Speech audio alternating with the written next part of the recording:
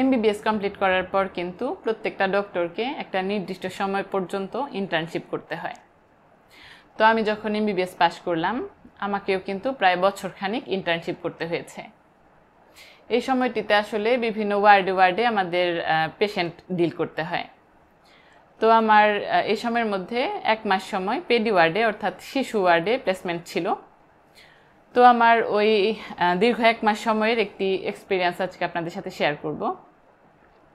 আমি এমন একটি শিশুকেও কিন্তু পেডি ওয়ার্ডে ভর্তি হতে দেখিনি যে শিশুটি জন্মের পর থেকে দীর্ঘ 6 মাস পর্যন্ত তার মায়ের বুকের দুধ খেয়েছে শুধুমাত্র।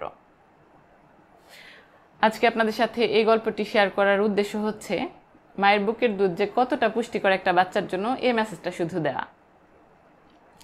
যে বাচ্চাগুলো জন্মের পর প্রথম 6 মাস কমপ্লিট হওয়া পর্যন্ত শুধুমাত্র মায়ের বুকের দুধ খায়, তাদের ইমিউনিটি এতটা স্ট্রং হয়ে যায় যে তাদের আসলে হসপিটালে ভর্তি হতে হয় না তেমন একটা।